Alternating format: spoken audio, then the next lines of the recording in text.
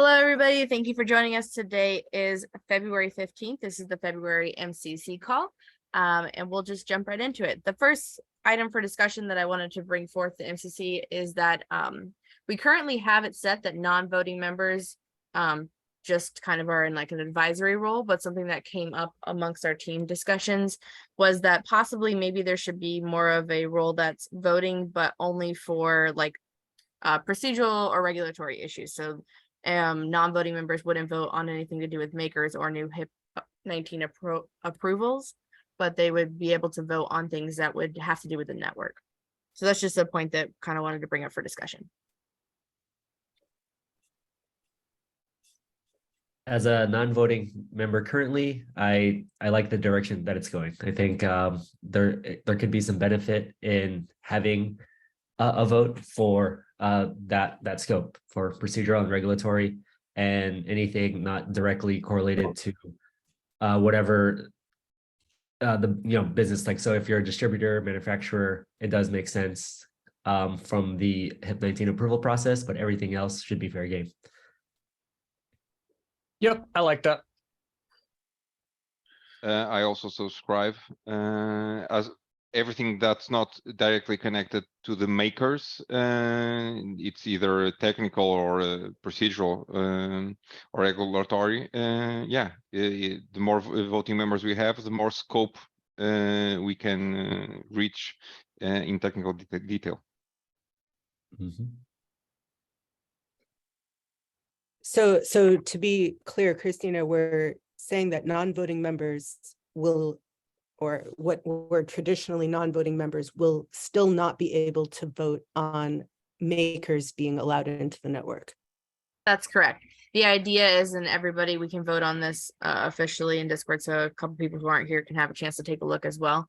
But yeah, it would be all issues that exclude maker issues and HIP 19 approvals. So non-voting members that would be more of a limited voting members, I guess, if you will. Mm-hmm. Okay.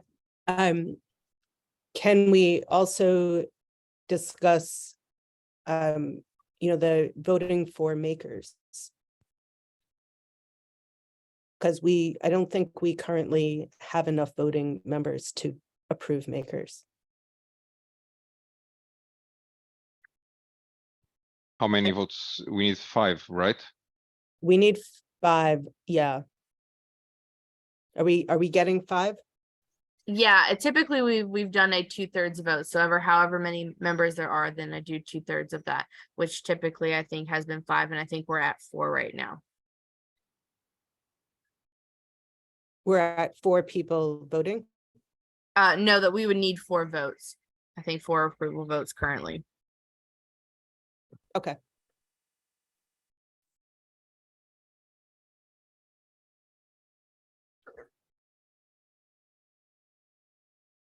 Okay, so I think right now we have how many people are able to vote on maker approvals? There's 7 members, is that right?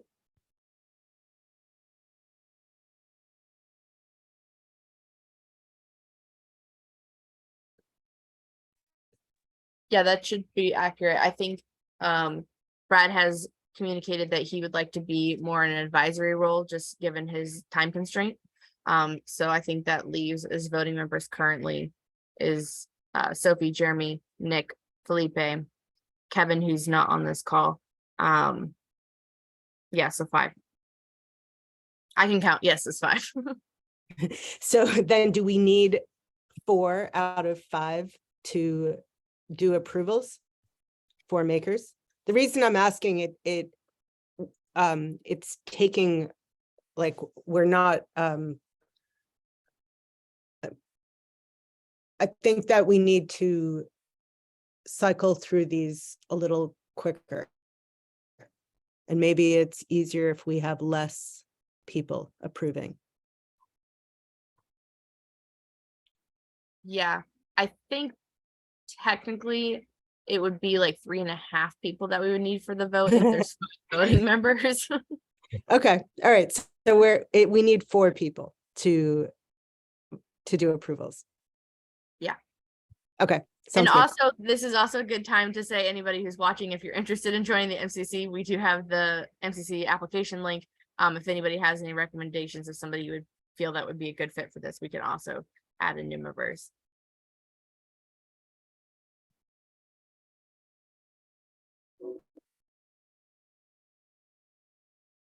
That is the main was point of topic discussion that I had added in the notes. If anybody else has other things they want to bring up for this meeting. Only that I would, we want to bring our ethics document to general counsel.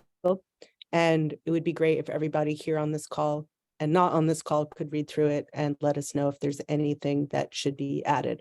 I did make a change a couple of weeks ago to enforce that makers should be updating their firmware to kind of more explicitly address issues that we've had in the past.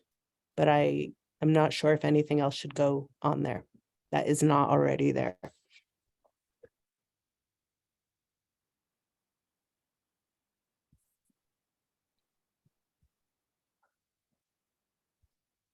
Yeah, I think that's a really good point. If there's anything that needs to be revised in the ethics doc, it would be great for the MCC to take a look and make any notes before our general counsel kind of like takes a look at that and checks off on some of that stuff. We also had a hardware question from the last meeting that I'm just going to bring up again, and maybe we would set a new deadline for everyone to look at, because I certainly haven't had a chance to look. We were looking at listen before talk hardware. We were all going to take a look to see what that might take to require that globally. Currently, we only require it for 2 countries. How much cost would that add to a concentrator and in manufacturing?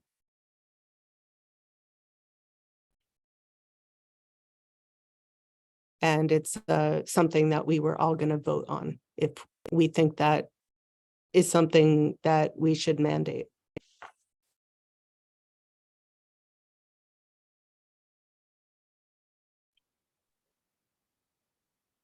It's definitely a tough question. I don't think we did get an answer. No, How we much it would add. said that. Well, we know that it will add. It's one chip that we don't know how much. I didn't look up how much it would cost. I can just quickly look right now. Didn't Brad come on? He's like, oh, it's not a ton, if I remember right. I don't remember, but that All right. sound. It doesn't seem to me like it would be that much.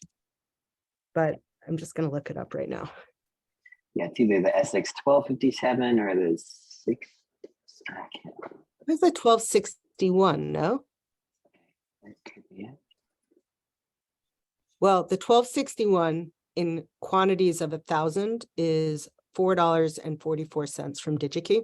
And in quantity 1, it's $7.90. And then let's figure, maybe 50 cents for passives. Plus the, pick and place machine. Yeah. So maybe $10. Just double under it. $10. Yeah. Yeah. Exactly. Yep. You would just vote yes on that? As making that a mandatory. No, Yeah, I mean, that's what I Michael don't. presented last time. He's like, hey, we should do this. I don't see a reason that we shouldn't do it. If it makes it a little more expensive, but it's beneficial to what we're doing, then I don't see that we should avoid that. So it's We should spend $10 more ballpark to manufacture. We didn't put in how much it's going to cost for the manufacturers to get it designed. And we don't know that they have, design engineers on staff. These are things we just don't know. Yep. And so I would Here's how I've propose generally. that. Sorry. There's No, going to be go a ahead, lot of Jeremy. things that we could upgrade. Yeah. And a lot of us have been talking in other channels, like, how do we do this? How do we slowly upgrade the hardware in every hotspot, or at least get newer hotspots to upgrade? And the idea I'm more comfortable with is if we can somehow get POC to pay for these advancements, then the market can hopefully sort it out. People can say, well, I think I can get more rewards, and I'm happy with that. I'm happy to pay more for the hotspot that has the extra hardware in it, that whatever the network needs, as long as POC rewards me for it, should be fine. And we can do all sorts of stuff. I do worry about just unilaterally setting it And then we've got manufacturers they're going to say, okay, when do we have to stop selling the old ones? How do we audit them to say you really have to stop selling it? And if we don't put an incentive on there, then people are just going to go clamor for the cheaper, older hotspots, I think, or worse, not buy the new ones. These are the pitfalls that I'm worried about. If we could, not Yeah, easy so question. let's think about kind of the practicalities of how long these things last. Is that we're seeing hotspots go offline. I mean, I'm guessing, and some of you hardware guys will tell me I'm totally wrong, but I bet that no hotspot will be on the network for more than 5 years. Like, and if they are, it'll be a negligible amount, and most of them will be off within 3 years, as far as like when they get put on and how often they, how long they stay up and continue to work. And so I think we're going to see the whole fleet cycle through every 5 years anyway. And I also think we saw a massive overgrowth of the network. We're already seeing it less than half of the total number of hotspots on there. I think we're going to see a ton of hotspots come offline anyway, and the shift is going to go to people who are actually using the things. I don't know that there will ever be enough earnings to incentivize someone to buy a quote, nicer or whatever more functional hotspot. It's, we're not in 2021 where it's like, oh my God, a 1.2x or 1.5x or whatever it would be is a significant benefit. Even a great earning hotspot right now is really not earning anything as far as POC that is useful. So I don't see that being super persuasive. Like, oh my God, I'm gonna get an extra 7 cents a month. I don't think someone's gonna go for that. So I think it's probably pretty important as the MCC to say like, hey, this is what's good for the network. And we can say like, oh, you don't have to buy them, but we know that these hotspots are going to go offline eventually just because they're not designed to be super long lasting devices. I don't know. What do you guys think of that? Nick, it sounds appropriate as long as we can mandate that after a certain date, all newer hotspots have to have the chip. If we don't do that, then the cycle, it doesn't matter if one manufacturer continues to produce without the chip, it will continue to reintroduce and they will last for another 5 years. So I think we can use both approaches. Yes, right now, considering the price value or whatever, the impact is negligible. But I think we should be able to do both things. One of them, enforce that all new hotspots must have the chip. And second, to incentivize the faster transition to speed up a little bit, even if negligible. But of course, the difference if we do a 1.2x or 1.5x on the devices, on the hotspots that have and the security measures we decide, of course, it won't be enough to incentivize a person that already has a hotspot to swap it. Yes, of course. In 2021, as you said, yes, it was so important. Yes, I would just turn off my older model and turn on the newer model. But when deciding to buy a new one, having to choose between two, it helps to make that transition. If we add that with a deadline in 3 months or 6 months to give them time to engineer whatever need. I don't know the technical details to estimate how long it can take, but we can chat about it in Discord. Set a deadline for the transition to be enforced, and with those two options coupled, I think it will help not only to protect, to better protect the network, but also incentivize the faster transition. In my personal opinion, the part to bonify or to add on the POC to the new devices should be done through a HIP of some sort in order to be a community decision and automatically enforced as soon as it is voted by the community. Yep, 100%. I'd put forth that we should just do 5 years from the first hotspot that went online, which should put us somewhere around the end of 2024. Is that right? You guys started putting them on December 2019, something like that? I was going to suggest beginning of 2024. That's the end of this year, which is a future that's more easily, sort of like more easily governed and attainable. Sure. But I also agree with Felipe that hardware changes should come from a HIP, not from the MCC.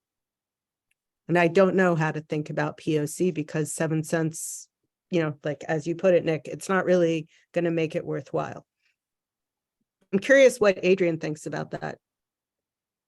Just right now, it doesn't make it worthwhile, but whoever knows how things will change, it's an incentive. In 6 months, it might all change and go back or whatever, or at least it's an incentive. It shows that we are trying to reward the faster protection of the network. Yeah, I don't think anybody will replace hotspots for any reason, because as Nick says, there's not enough value in buying the hardware to replace it to get additional income, but they would probably buy new hotspots if there was an advantage to it for new deployments. I've only been slightly aware of listen before talk, so I can't say what advantage it would give or what I feel there, but yeah, like Nick says, nobody's going to replace hotspots, I think, at the moment with a new model, and there'll be a lot of kickback if they're told they have to. Yeah, I'm also surprised that they wear out, because I'm not sure what would wear out on a hotspot that is just plugged in and operating. Oh, trust me, they wear out. Okay. Yeah, I mean, I've only had mine for, Especially the outdoor units. yeah, I could see the outdoor, yeah. yeah. Let's see, Tony and Marvin, I never get to hear you guys talk. What do you think about this? Yeah, so I think that the timing is the big deal, right? In this, right, and how it's going to be phased out, right? So if you were to kind of mess with current setups or even from the manufacturing side, current production schedules, then you're going to get a lot of pushback. If the requirement is for the lot that isn't already produced, designed, etc., then it's a lot more reasonable, right? And it wouldn't impact any of the existing clients. It'll just give more functionality to new entrants or newer products that are going to come on. And then from that point of view, also the cost should be relatively lower because we don't have the same kind of constraints that we did when the initial ones came out. So it's like a net positive, assuming that you're not going to impact current people, current hotspots, current production schedules, etc. And then if we just adjust the timing so it doesn't impact everything that's currently in WIP, then shouldn't be any kind of problem, and it'll give ample time as well. So it's a good consideration. So the date that Sophie pointed, end of this year, beginning 1st of January 2024. Do you think that's long enough time to make sure that is done? Yeah, like I think from a design standpoint, yes. And then it could be a case by case if they already have, designs for whatever timeline, right? So it's like, yeah, the designs are, let's say if it's Q1 2024, then we kind of maybe give a little bit of leeway if work effort has already contributed to something that they've already planned on. If they don't have any of the plans and it's not that big of a deal for them to design it in, produce, etc., then I think it's just a benefit, right? So we're not impacting any of the existing anything from the customer point of view, from the production point of view. Then I think it's very considerate. And then then the discussion would be the cost to integrate it to for a new or future design to keep on pushing the needle forward when it comes to the functionality and the value of the network. Like that's always super important as well. Tony, what do you got, Doug? Yeah, that depends on the cost of the design, and if we have a reference design, that would probably easier. But if design from scratch, then I don't know how that might take some time, and in terms of design, manufacturing process, and so on, and also for the existing hotspot base, we have tons of existing hotspots. So backwork support is tough. So that's the concern. Yeah, someone else is throwing it. If we put a multiple on the new ones, the fancy ones, even if it's 1.1, whatever, that means that all the old ones are probably going to be stuck on the shelves for manufacturers. So we're putting them in a tight spot, right? Because they produced for one standard and now there's a new one. So we got to be But if pretty. we schedule it for within an year, that gives them ample time to renew the stock. There's a timeline for production, a timeline for design, and then there's also the demand one too, right? And the demand one is Yeah. extremely hard to forecast or to think about, right? Because like if it's already on the shelf, then you would have to deplete your current stock, and then who knows what the timeline is for that. And then after that is complete, then you tack on the design and the new production, etc.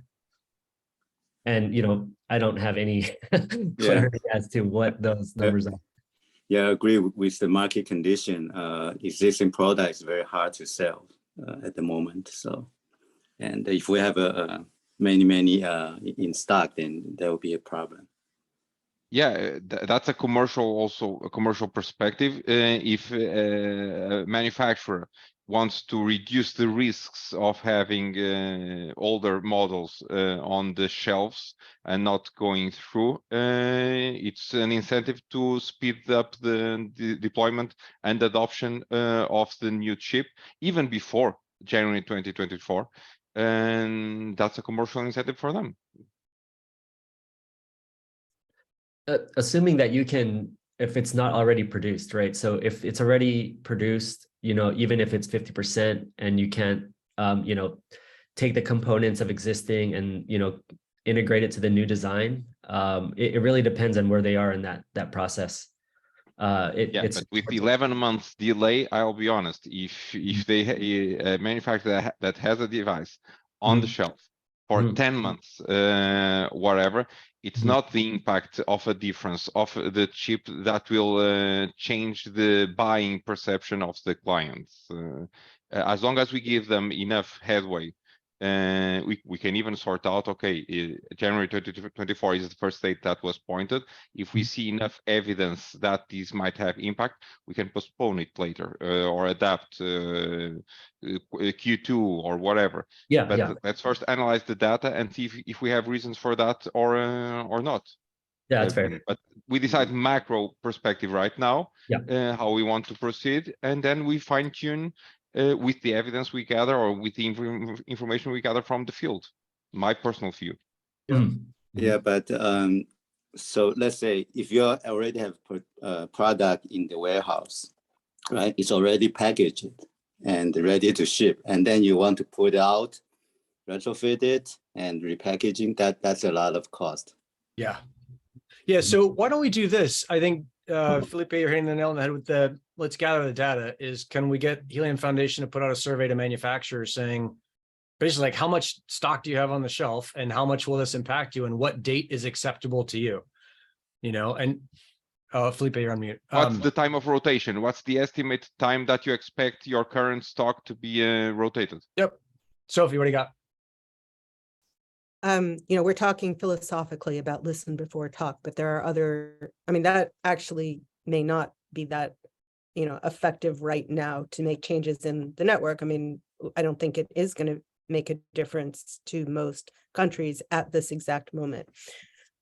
But there will be other changes, hardware, other hardware changes have been brought up. And so I think as Felipe said, we're discussing this in a macro level, and that's a good idea to send out a survey. Yep. I'd also be curious what other hardware we see. So when we send out that, or we see coming down the pipe, when we send out that survey is like, hey, what are the 6 things that we can do to improve these hotspots for the foreseeable future? And then what is the timeline for getting those out the door? And I definitely don't want to, if a manufacturer has 50,000 units sitting on the shelves, all of my discussions or conversations have been that basically sales are at 0 now. So we can't assume that they're going to take 50,000 units and move them in a year. I think we got to be really careful about kind of putting manufacturers in a bad spot. So figuring out some way to make sure they get taken care of, or that we acknowledge what's going on and figure out a way that's going to work for everybody. Because ultimately they're supporting the ecosystem. Without them, we don't have hotspots.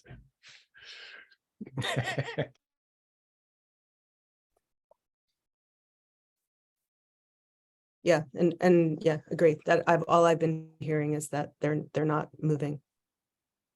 So Yep. throwing change on them is not gonna be received that well. No, that's gonna be a sucking thing. This will just reveal my usual stunning ignorance. Is there a way to just plug something into an existing hotspot that allows this, or that allows some of these upgrades, so that you can basically have like an upgrade pack that you connect to your hotspot?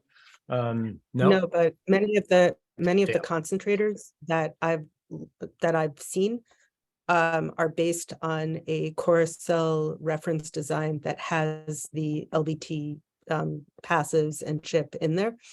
So it could be, I think probably the easiest way would be to just retrofit the entire concentrator, like take one concentrator out and swap for another, rather than taking a concentrator out and adding chips to it.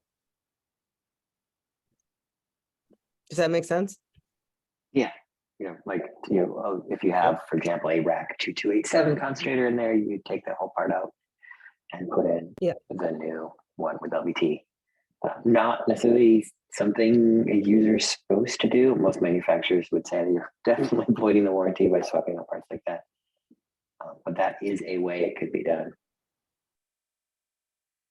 But we're also talking about, the changes happening after the beginning of 2024, in which perhaps an entire hotspot would be changed. Yeah. Hotspot my design guess is being fielded, yeah. The manufacturers will push for way more time. So I think we need to have like a drop dead time of like, hey, end of 2024 is like, that's when it will happen, whether you like it or not. Like, how fast can it happen before then? Mhm. It would be pretty cool if we can somehow incentivize manufacturers to do that in a way that works for them and for the network. I think we got to make sure everybody wins on this one. Mhm. Yeah, and we don't know that it's something that's necessary either, that this is a change that is necessary. I think we were still waiting to find out. I don't know. I don't really, we had a good presentation last time from Michael, but Yeah, I feel if he's asking for it, we probably should put it in. Mhm. He doesn't seem like a dude who's like, hey, we should totally check this thing out. Yeah, let's throw this in there and see what happens.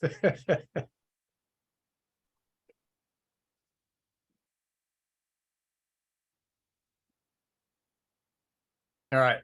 Anything, any action oriented items on that other than sending out a survey to manufacturers? no. I think that's it for now.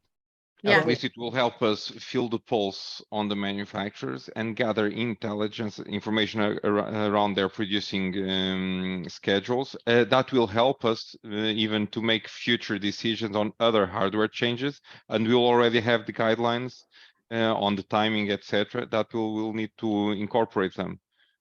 Mhm. Yeah, I wanted to revisit one question. I think this is yours, Sophie. Maybe this, your point was that should the MCC be mandating hotspot hardware? I just wrote down, I just took notes from this whole conversation. Yeah, As and yeah. I think it's a good question, but I think if we don't do it, who does? And the question is really, will the network in the future require hardware upgrades? And I think that answer is unquestionably yes. Like, there's no way that we're going to continue on with 2019 technology for the next infinite amount of years. So I think someone's got to do it. And for right now, it's got to be the MCC. But what are you thinking there? It hasn't been since, like, right now we're going into light hotspots, which are more, I don't know, which are more compliant with what the network conditions are, right? Yeah. Like, yep.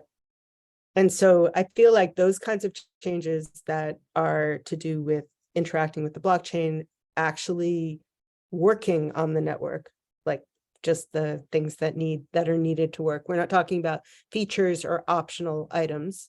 Yep. Those are in the hardware requirements. And I think, I don't know if that's mandated by the MCC, but these are givens. Yep. Yeah, so I'm just I thinking. see, I, Go ahead, Philip. Yeah. I see two types of upgrades that can be done. One of them is regarding the security upgrades because we decide to protect like the secure concentrators that we are looking at now, etc. And that's for the protection of the blockchain, and it's something that needs to be mandated. It needs to be part of the requirement. Of course, as you said, we don't expect to have devices running for tens of years with 2019 hardware, but that will end up with how they perform in the network, and their actual performance will swap them out, either because they stop working or they don't have the performance required, and that the market will manage. So I think we should only focus on the upgrades necessary to actually connect with correctly connect with the blockchain and to securely operate. All other related upgrades or changes should be managed by the market themselves. For instance, we can have a minimum processor or minimum memory requirement. We might even update that in the future if we decide. Of course, now with light hotspots, it's not so probable, but if we decide it's necessary, we can update it for the future models. But the rest of the market will decide. On the other hand, the security chips or all the security features that are required, that it should come from us, put it on the official requirements, and when necessary, use a HIP to validate the decision from the community.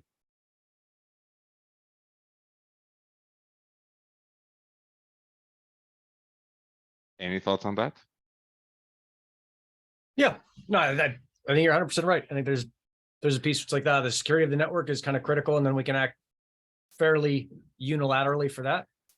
But like upgrades or improvements to the network, I don't know. I think it's not.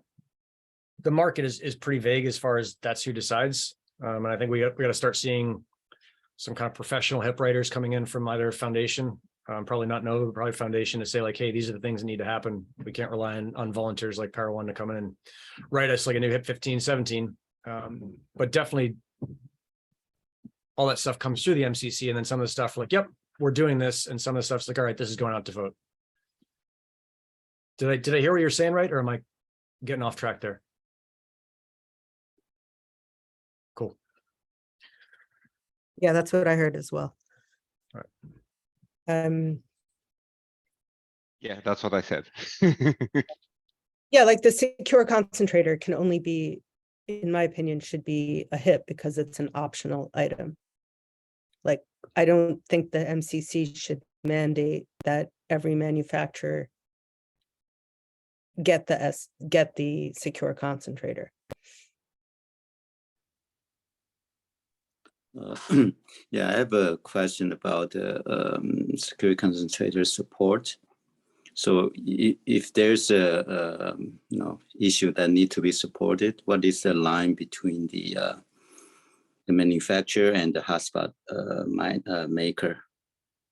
Do we need to define who should what's role each party should play in terms of resolving issues? Tony, let me see if I understand your question correctly.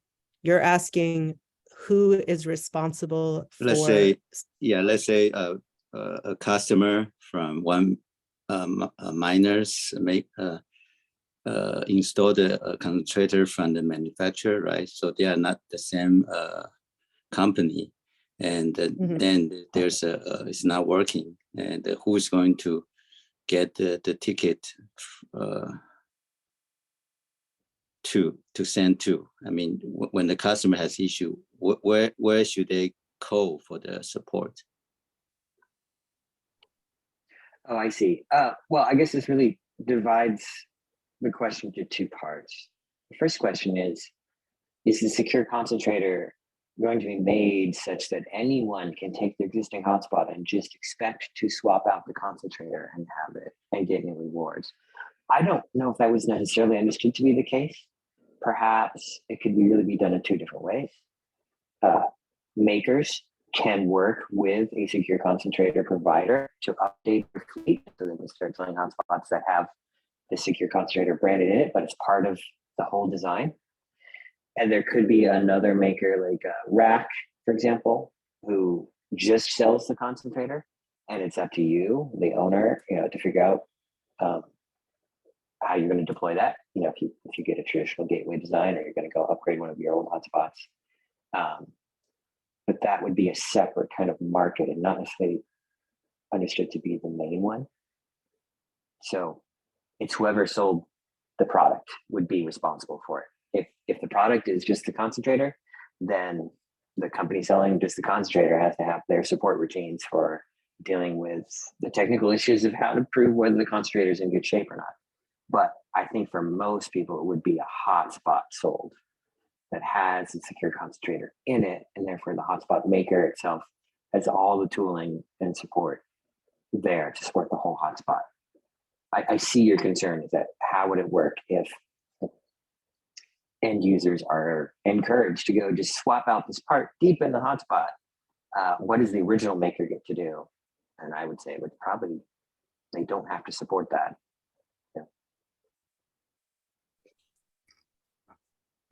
Jeremy, could makers say, for example, that they're HIP 72 tested, their hotspots are HIP 72 tested and supported, so that an end user would know that I'm going to call it a retail box secure concentrator could be put in there and would work, and without that badge or test, it would be consumer responsibility.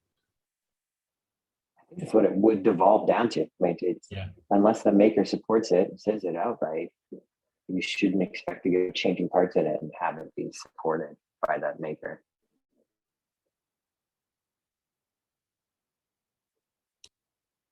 Is everybody understanding the concern?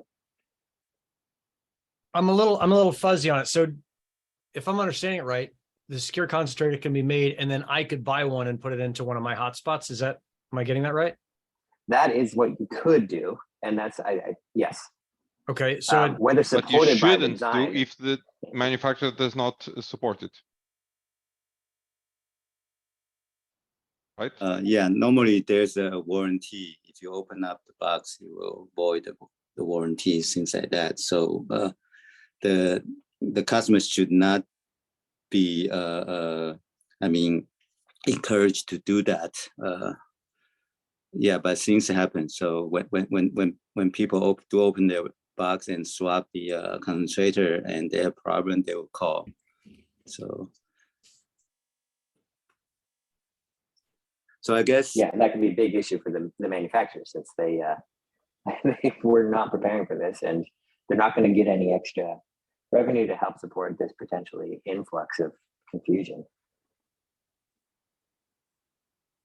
all right, I just want to make sure, because I'm putting the notes on here. So for the secure concentrators, who's responsible for installation and service? I think that was the initial question. Is that right? Or did I miss that, Tony? That was Close. Okay, so if the manufacturers include them, it's on the manufacturer to. How does it work out? To And service. so we're saying it'd be totally fine for the manufacturer to say, look, no, you can't. We understand that people are selling this concentrator, but our hotspot design isn't necessarily made for that. And if you swap out the parts for it, you're on your own. You're violating the warranty. Yep. yeah, I guess that's the easy answer. Yeah, you own your own. Now, that being said, a hotspot maker could say, hey, we have a service, or we trust this service provider, or hey, we're willing to take the risk if you follow this YouTube instructions to the letter and show us that you have. We will, I don't know, for $5, you can upgrade your concentrator, or something like that. We can open, hopefully that can open up a market for people. But I think the designers of the concentrator, the designer, intended that manufacturers would start picking up and just deploying them, and then you would see that on the box. Hey, this has the secure concentrator upgrade. It gets extra rewards. Or there would be a DIY group who manages their own hotspots anyways. They would go and buy the concentrator themselves, and there's no warranty other than the concentrator itself. Like they're the ones, they don't even have a maker for themselves anyways. They've been running on their own. So they understand the issue if they buy this concentrator and it doesn't work. It's only the concentrator that they have bought, and they have to figure out with the manufacturer of the concentrator whether it's defective or not, but not the whole hotspot, because that's theirs and not the maker's. I saw a chat item. Anybody watching this? Yep. Yeah. Keen to put it. I mean, it seems pretty straightforward. It's like whoever installs the thing is on the hook for it. So if it's the manufacturer's on the hook for it. If it's a consumer, the consumer's on the hook for any damage they do once they open the hotspot. And when you open the hotspot, you void the warranty. Exactly. Cool. Tony, does that And- answer sufficiently what you're asking? Yeah, that's good.